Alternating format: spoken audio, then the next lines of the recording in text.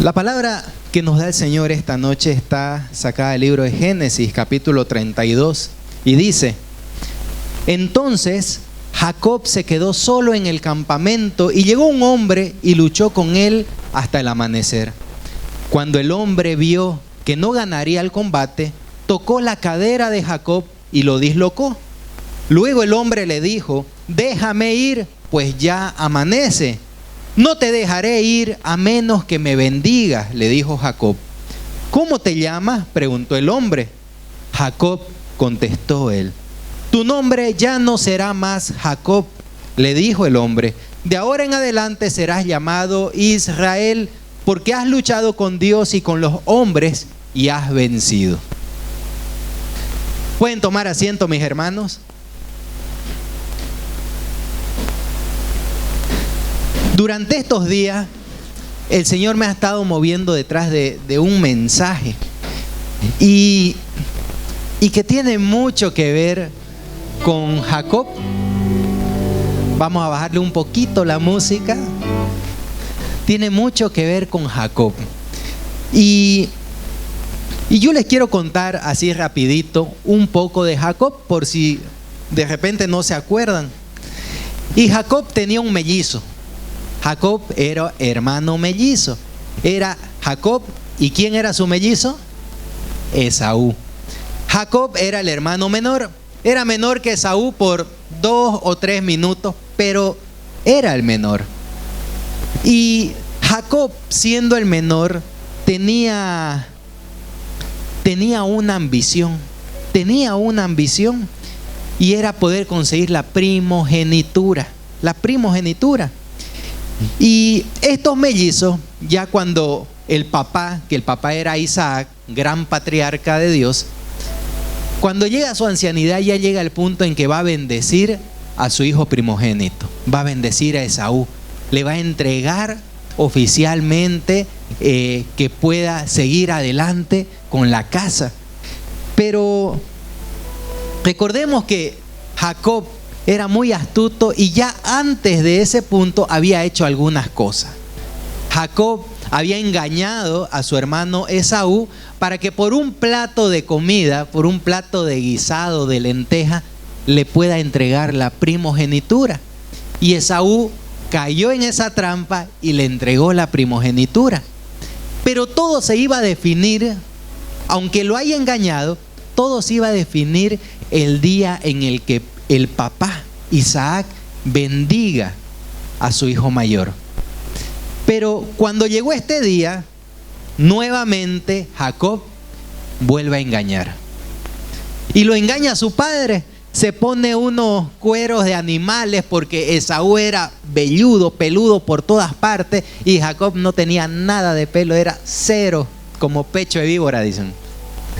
Y se pone unos cueros de animales y va y roba la bendición, roba la primogenitura. Y por fin Jacob lo consiguió. Jacob era ambicioso, envidioso, mentiroso y ladrón. Repítalo: Jacob era ambicioso, envidioso, mentiroso y ladrón. Y estos pecados de Jacob levantaron en su hermano Esaú una gran ira, mucho odio, porque todo pecado trae más pecado. Es así. Yo quiero preguntar, o mejor, voy a hacer que todos vuelvan hacia atrás. Vuelvan cuando tenían 10 añitos. Y los que tienen 10 años se van a quedar ahí nomás. Acuérdense cuando tenían 10 años. ¿Cuántos hermanos menores hay aquí? ¿Todos son mayores? Hay varios menores. Bueno, y los que son mayores se van a acordar de sus hermanos menores, porque yo les aseguro que en toda familia ha pasado. Y el que tiene 10 años tenía a su hermano mayor 12 años, 13, 14, 15 años. Y el hermano mayor en esa edad físicamente puede someter al hermano menor. Físicamente. Hay un punto en el que se genera una diferencia tan grande que el mayor físicamente puede someter al menor. Y el mayor, depende cómo sea, puede que sea un buen hermano y lo cuida, pero puede que le haga jocha y lo golpea, lo patea, le hace zancadilla, y como es el mayor, es el más fuerte, es el más grande, se aprovecha del menor. Pero, diga, pero, un día el menor tiene una gran oportunidad. Un día el menor de 10 años tiene una gran oportunidad y le hace una gran jocha. Le hace una gran jocha a su hermano mayor. Y no sé, por ejemplo, y no lo vayan a hacer, no van a hacer esto, le pone polvo pica pica en la ropa interior. Le hace la jocha del siglo. Él sabe que si hace esa jocha va a ser recordada por los siglos de los siglos. Va a ser algo conmemorativo, va a ser algo tan hablado cuando le hizo esa gran jocha a su hermano mayor. Pero al mismo tiempo tiene tan claro que esa jocha va a traer una consecuencia mayor. Este hermano mayor lo va a someter, lo va a hacer comer tierra hasta el cansancio. ¿O me equivoco? ¿A alguien le ha pasado? No, todos son santitos. ¡Qué belleza! Yo estoy seguro que alguien se siente identificado. Alguien o hizo una jocha o le hicieron una jocha.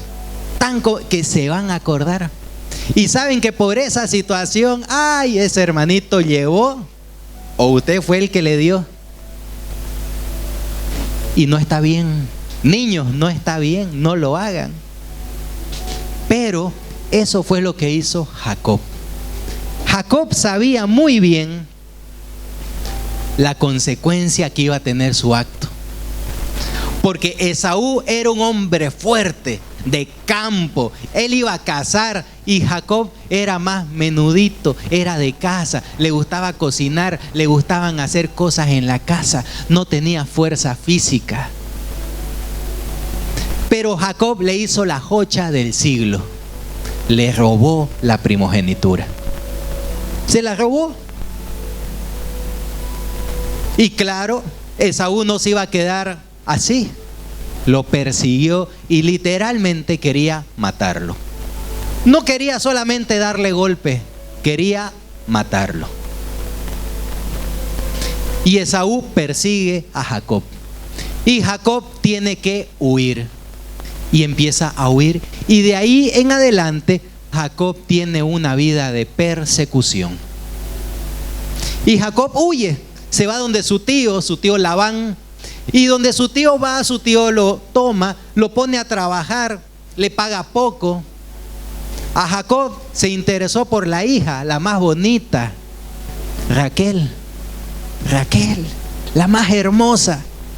Y habla con el tío, con su futuro suegro, y le dice: yo quiero a Raquel. Ya, le dice, vas a trabajar 7 años gratis.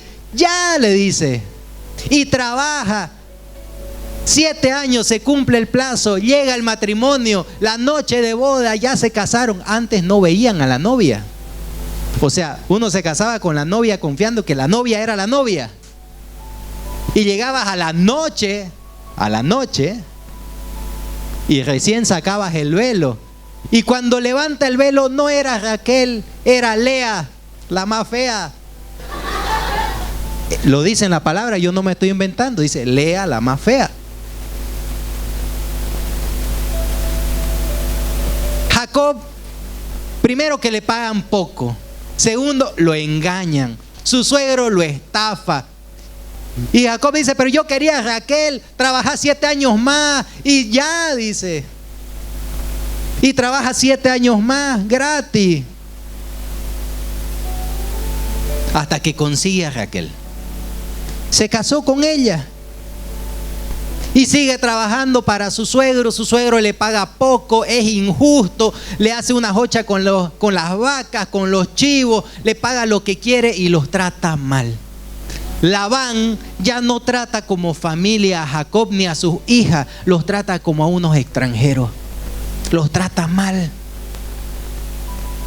Jacob no podía volver a su casa porque su hermano lo quería matar, y ya no podía permanecer donde estaba porque su suegro los trataba mal. Y aquí es cuando algo sucede. Diga, algo sucede. Jacob se cansó. Repita, Jacob se cansó. Y Jacob se cansó, dijo, ya no aguanto de que me traten mal, ya no aguanto esto, ya no aguanto ser sacudido aquí, ya no aguanto, tratan mal a mi familia, ya no aguanto, y agarró todas sus cosas y se fue. Se fue. Pero estaba en una difícil decisión. Diga, difícil decisión. Si se iba donde la casa de su padre, estaba Esaú esperándolo. Venga.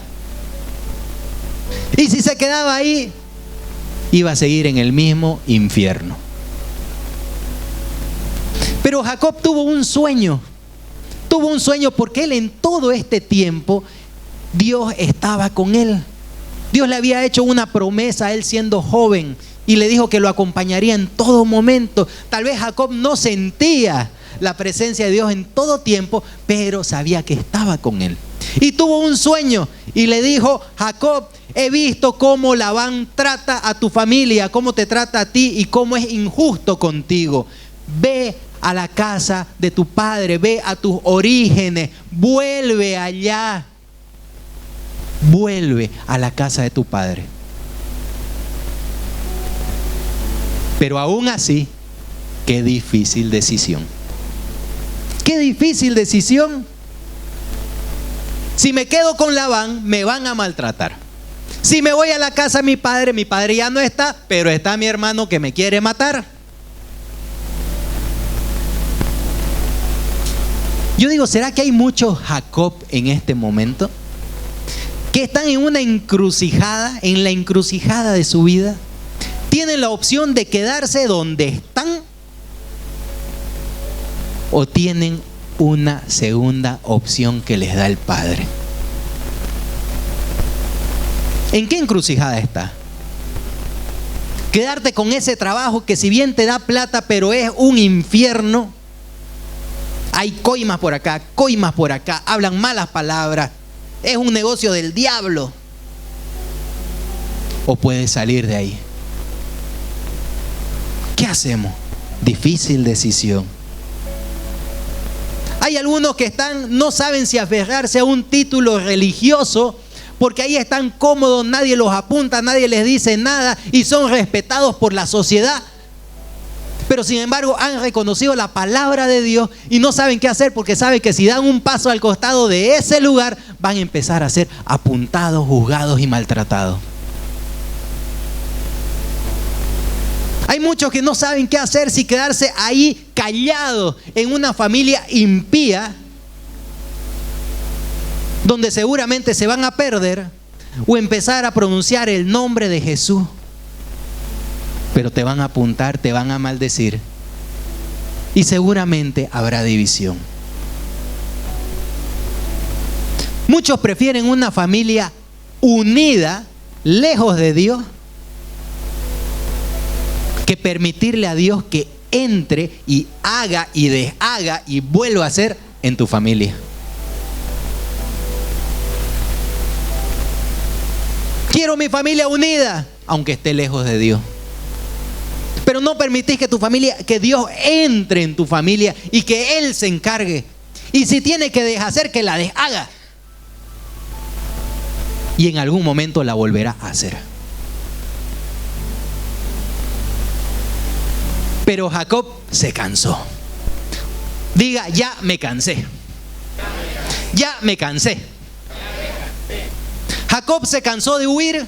Jacob se cansó de ser el ladrón de la familia. Jacob se cansó de ser apuntado. Jacob se cansó de que abusen de él. Jacob se cansó de que su suegro lo maltrate. Jacob se cansó de hacerse el de la vista gorda porque su suegro hacía negocios malos. ¿Será que aquí hay alguien que ya se cansó? ¿Que ya se cansó? ¿Alguien ya se cansó de leer la palabra y no entender nada? ¿Alguien ya se cansó? ¿Alguien ya se cansó de ser flojo? ¿Alguien ya se cansó de ser atormentado día y noche por Satanás? Si ya se cansó, diga, ya me cansé. ¿Alguien ya se cansó de ser débil y cargarse fácilmente? ¿Alguien ya se cansó de hacerle caso a Satanás? ¿Alguien ya se cansó de reaccionar cada vez que Satanás te habla? Cada vez que te provoca. ¿Alguien ya se cansó de ser piedra de tropiezo para sus hermanos? ¿Alguien ya se cansó de ser impuntual?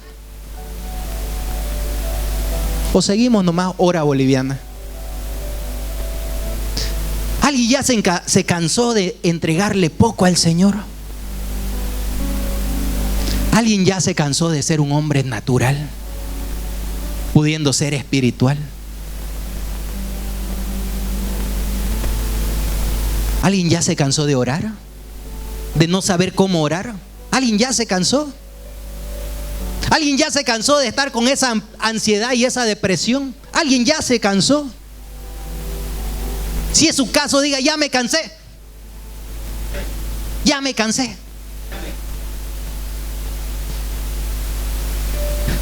Mis hermanos, la clave para que Dios te cambie es de que usted se canse de usted mismo. Cánsese de usted. Cánsese de usted. Y pelee como hizo Jacob. Pelee para ser más como Jesús. Amén. Jacob ya estaba cansado de su situación. Ya se cansó. Pero él creía en la promesa que Dios le había dado en sueño. Y tomó la difícil decisión, se aferró a la promesa. Se cansó de ser el ladrón de la familia, se cansó de ser el abusado, se cansó de ser el engañado, se hartó de que Satanás lo sacuda. Y cuando tuvo su encuentro con Dios, se aferró tan fuerte a Él que no lo soltó. Y cuando llega a ese punto, o sea, usted imagínese pelear con un ángel, porque fue el ángel del Señor que bajó y peleó con Jacob toda la noche. O sea, es un ángel, tiene fuerza sobrenatural. Y peleó con Jacob y Jacob le iba a ganar. Y lo dice en la palabra: no te dejaré ir hasta que me bendiga. Suéltame, decía el ángel. No se podía zafar de él. No se podía zafar de él. Suéltame, no te voy a zafar. Ya me cansé de ser como soy, bendíceme. ¿Alguien ya se cansó de ser como es? ¿Quiénes sienten que tienen muchas cosas que cambiar en su vida?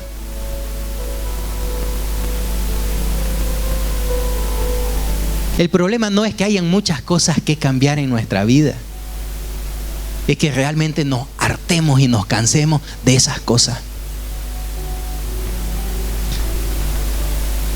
Si quieres que Dios tome control en tu vida, primero debes cansarte de ti mismo. Debes anhelar, pelear si es necesario con Dios, pero anhelar un cambio. Debes anhelar un cambio. Debes anhelar poder adoptar el carácter de Jesús. Debes hacerlo. Pero si estás cómodo con tu flojera, cómodo con tu impuntualidad, cómodo con tu incredulidad, cómodo con tu comodidad, entonces nada va a pasar. Nada va a pasar. Si estás cómodo como eres, nada va a pasar. Yo pregunto, ¿alguien ya se cansó de ser sacudido por Satanás? Que venga Satanás y te sacuda así como un trapo. ¿Alguien ya se cansó? Si ya se cansó, diga, ya me cansé. Amén, gloria a Dios. Y Jacob peleó toda la noche con el ángel. Toda la noche. Y este ángel no podía sacárselo de encima. No podía. Y la palabra dice, Jacob le iba a ganar. Y el ángel se vio forzado a golpearlo. Lo golpeó tan duro, pero tan fuerte, que le sacó la cadera de su lugar, le sacó el muslo de su lugar, le dislocó la cadera, le sacó el muslo. ¿Usted se puede imaginar ese dolor? Estar en plena pelea y que tu cadera sea desencajada de su lugar. Y aún así, Jacob no se concentró en su dolor, siguió aferrado al ángel. ¿Hasta qué? Hasta conseguir que lo bendiga.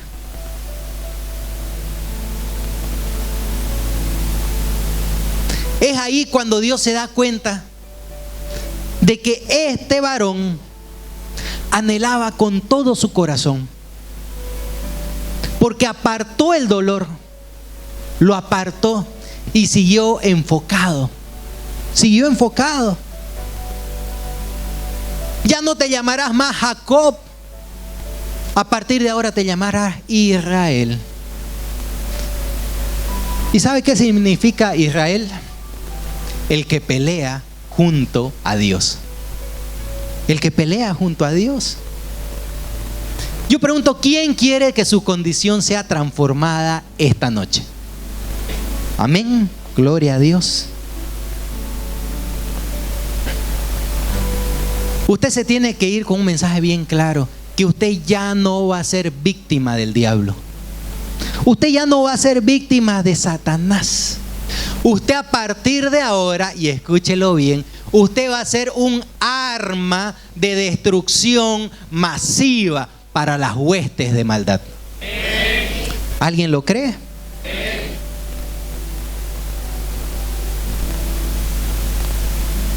Cada día, al despertar, Satanás tiene que temblar.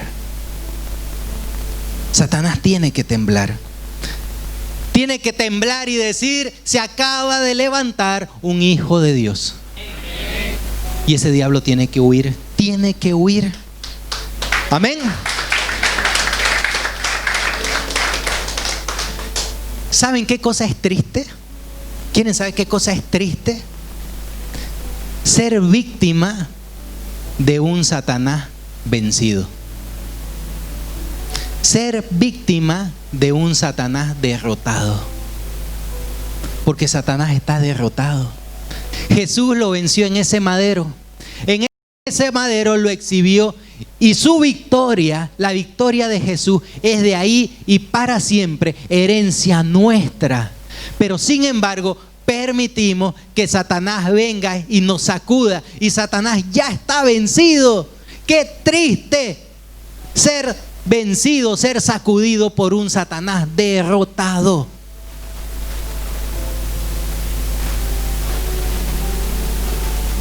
Hoy es momento de tu victoria. Pero debes empezar a creer. Diga imparable. Imparable. Imparable. Imparable. Ese es el título de esta prédica. Y Jacob no fue el único golpeado por Dios. No fue el único golpeado por Dios. No fue el único a quien Dios le cambió el nombre. No fue, hubieron muchos. Había otro llamado Saulo. Había otro llamado Saulo. Este hombre tenía todo. Tenía riqueza, tenía inteligencia, tenía plata, tenía poder, tenía... todo el mundo lo respetaba, tenía fama, tenía todo. Pero ¿saben qué cosa? Perseguía a Jesús. Este hombre perseguía a Jesús. Y ustedes saben qué pasa con aquel que mucho busca. Con aquel que mucho busca algo, que se propone a encontrar algo. ¿Ustedes saben qué pasa al final? Al final lo encuentra. Y este Saulo, aún con los motivos equivocados, se empecinó tanto en encontrar a Jesús que Jesús lo encontró. Lo encontró primero. Lo encontró primero. Este Saulo se encontró con Jesús y Jesús lo bajó del caballo. Jesús lo bajó del caballo. Cayó al piso, se golpeó, lo puso sobre tierra, le quitó la vista natural, lo sometió y le mostró la verdad. Y le mostró la verdad. Yo digo, ¿será que soy el único que era como Saulo?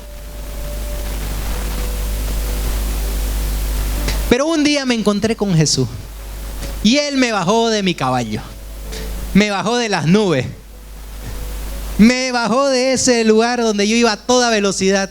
Yo iba en mi corcel blanco a toda velocidad, pero Jesús me bajó de ese caballo, me mostró la verdad, perdonó mis pecados, me dijo que soy su hijo. Y ya no soy más ese hombre viejo, ese Saulo viejo. Ya no. Ahora soy un hijo redimido, amado, elegido, escogido y santo de Dios.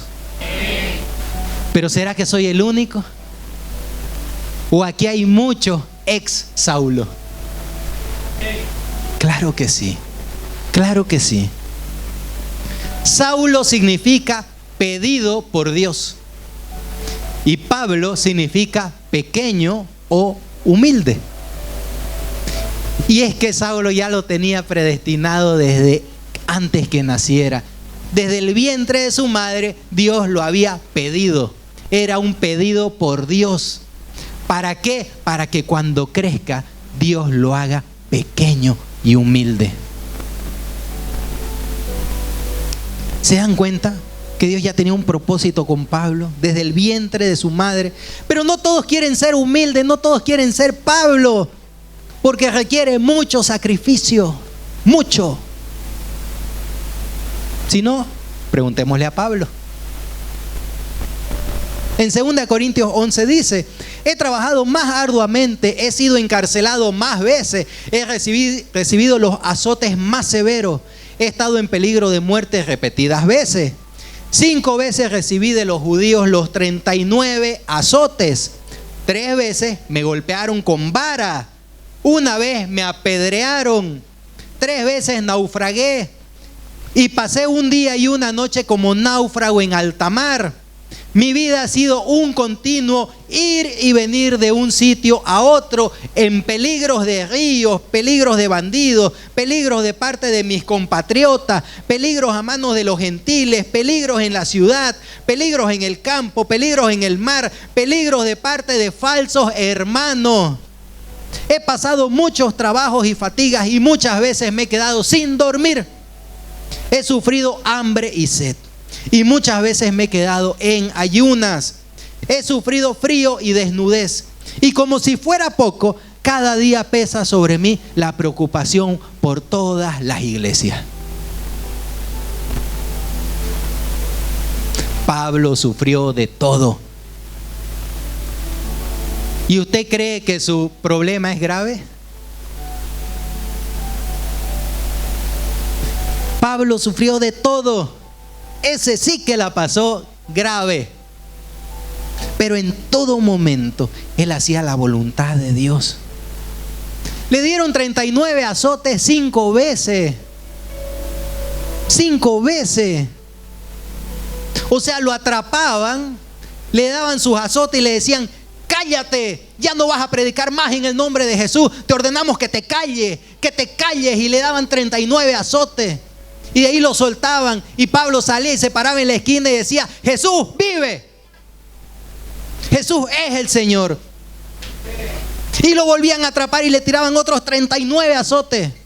Y salía Pablo ahí, cada vez que lo azotaban le decían: cállate, ya no vas a predicar más en el nombre de Jesús. Y Pablo salía ahí y decía: Jesús sana, Jesús salva. Arrepiéntanse.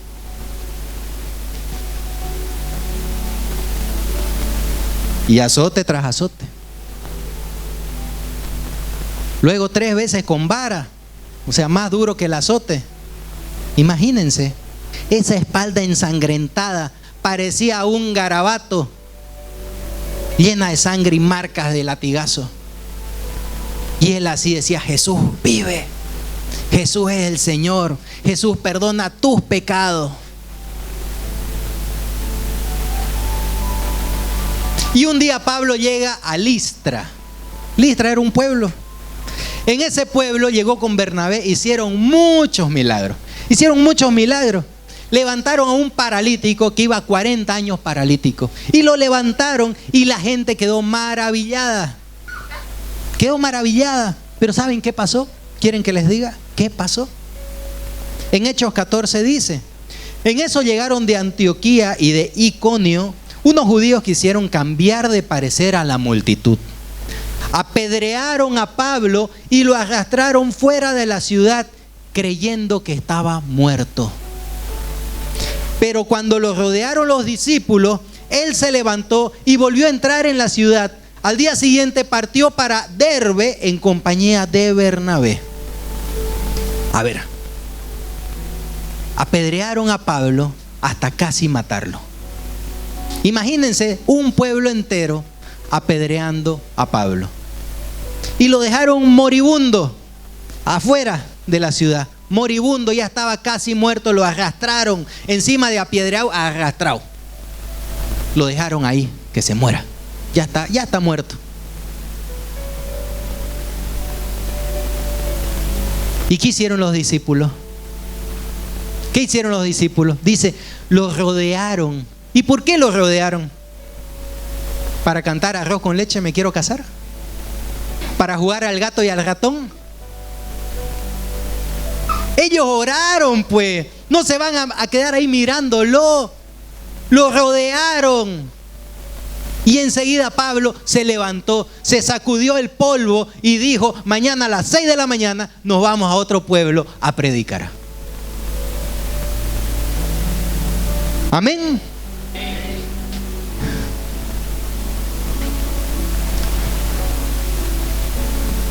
Pablo la pasó grave.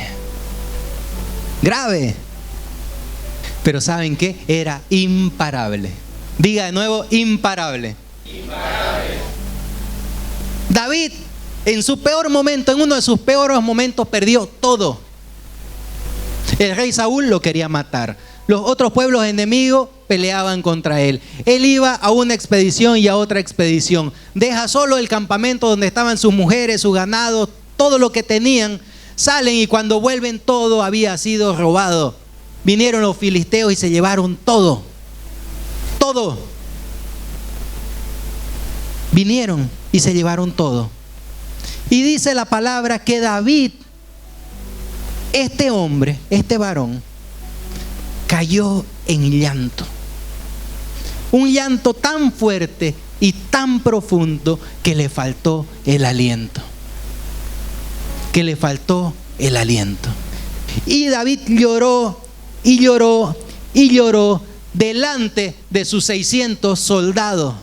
Mientras estos 600 soldados le decían: nos has traído hasta aquí y se han llevado a nuestras mujeres, a nuestros hijos. Y mientras agarraban piedras en sus manos para matar a David, David recobró la confianza en Dios y clamó al Señor y oró. Y se levantó y le dijo al Señor: ¿qué debo hacer? ¿Qué debo hacer? David se levantó, se secó las lágrimas. Señor, ¿qué debo hacer? Dígale al hermano que tiene al lado: sécate las lágrimas. Hay cosas que hacer. Sécate las lágrimas. Hay cosas que hacer. Hay cosas de Dios que hacer. Estos hombres, David, Pablo, Jacob, no dejaron que sus emociones definan sus decisiones. No dejaron que sus emociones definan su relación con Dios. No lo dejaron. Ya sea en las buenas o en las malas, ellos estaban firmes con Dios. Ellos solamente dependían de Él. Si usted, mi hermano, empieza a tomar sus decisiones en base a sus emociones, entonces Satanás ya ganó. Repítalo.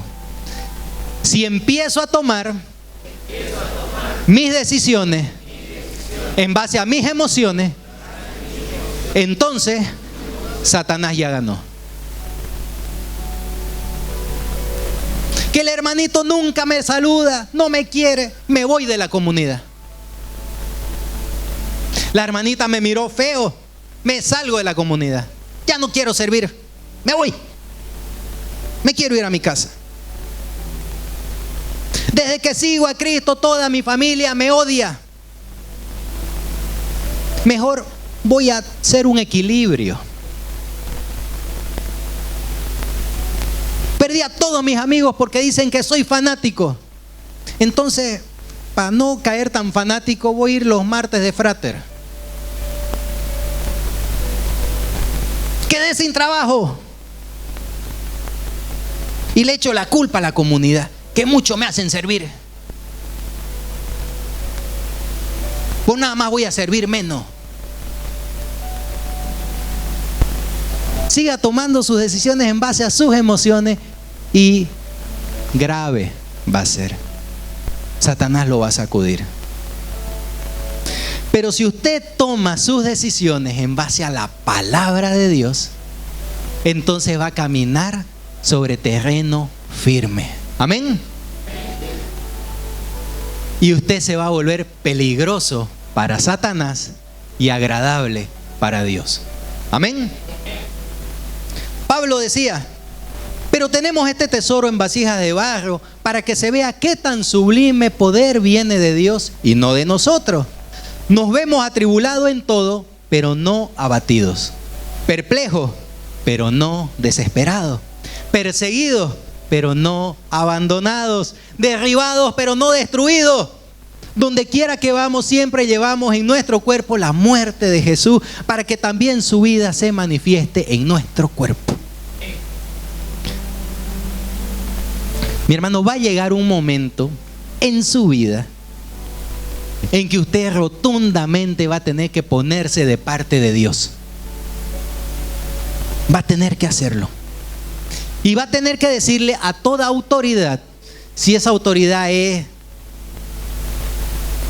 de la ciudad, del estado, si es de la familia, si es del trabajo, le va a tocar en algún momento decirle que no estás de acuerdo y que harás lo que dice la palabra de Dios. Va a llegar un punto en el que vas a tener que decirle a Satanás: ya no te voy a hacer caso, voy a seguir lo que dice la palabra de Dios.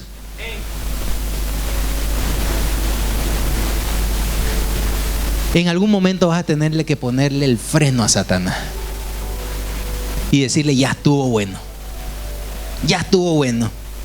Porque el problema no es que Satanás te hable. Ese no es el problema. El problema no es que Satanás te hable. El problema es que lo escuches. El problema es que le das oído. Le prestas oído a Satanás. Y cuando le prestas oído a Satanás y disminuyes el oído a Dios, entonces vas a caer. Entonces vas a caer. ¿Qué hizo Jesús? Apártate de mí, Satanás, le dijo. Le dijo a Pedro. Porque tú te enfocas en cosas de los hombres, mas no estás mirando las cosas de mi Padre. Esta noche Dios quiere que todos los Jacob, todos los Pablo, todos los David se levanten en guerra. Porque ya no podemos callar el nombre de Jesús. Ya no podemos. En la iglesia primitiva, estos fariseos querían apagar el nombre de Jesús. Pero sin embargo, estos hombres, estos discípulos, estos apóstoles iban y predicaban el nombre de Jesús. Y sucedían milagros. ¿Por qué? ¿Por qué? ¿Solamente por decir Jesús, Jesús? Porque le creían. Pero ahora vemos que muchos hablan de Jesús, pero no hay milagro. No hay milagro. Escuche bien esto. Satanás tiene miedo al nombre de Jesús, pero solo de aquel que verdaderamente le cree. Pero aquel que no le cree a Jesús, a Satanás le vale que diga 1000 veces Jesús. Le vale. Lo va a sacudir. Va a ser como esos que fueron a liberar un endemoniado y dijeron: afuera en el nombre de ese tal Jesús que cree Pedro. Satanás se va a reír en su cara, los va a sacudir. Solamente aquel que cree verdaderamente en Jesús y que se empecina en hacer la obra de Jesús, tal como Jesús la hacía, entonces Satanás tiembla. Satanás tiembla. ¿Usted se imagina a Jesús de barbijo? ¿Se lo imagina multiplicando los peces y los panes frente a 5,000 personas con barbijo? ¿Se lo imagina? Entonces, ¿de qué estamos hablando? ¿De qué estamos hablando? Creo en Jesús, pero no te atreves a hacer lo que Él hace. ¿Quién se atreve a hacer lo que Jesús hace? Yo quiero hacer lo que Jesús hace. Yo quiero hacer lo que Pablo hacía. Yo quiero hacer, porque ya me cansé del hombre viejo. Ya me cansé. ¿Alguien más ya se cansó? Que Satanás lo sacuda. Porque el problema no es que te sacuda. El problema no es ese. El problema es que a pesar del dolor, a pesar de la tribulación, tú sigas mirando las cosas de arriba. Sigas enfocado allá arriba. No importa lo que pase. No importa lo que pase. Usted se tiene que llevar algo hoy día. Número 1, te van a golpear. Te van a golpear. Pero bendito sea el Señor por cada golpe recibido. Bendito sea el Señor. Porque mientras menos quede de mí, más hay de Él. Más hay de Él. Y número 2, no te desanimes. No te desanimes. Quita las emociones a un lado. Enfócate en Jesús. Enfócate en su palabra. Enfócate en el propósito que te ha dado, porque a cada uno le ha dado un propósito. Le ha dicho: vos vas a ser un evangelista, vas a ser un profeta para las naciones, vas a levantar naciones, porque si Dios quiere y le da la gana, de cada uno levanta una nación. Y se lo dijo a Moisés. Le dijo: voy a apartar a este pueblo incrédulo, cabeza dura, los voy a destruir. Le dijo a Moisés. Y era diciéndole: yo no necesito de este pueblo para ser Dios. Yo soy Dios, y si a mí me da la gana de uno, levanto una nación. No te desanimes. Enfócate y será imparable. Amén. Démosle gloria al Señor.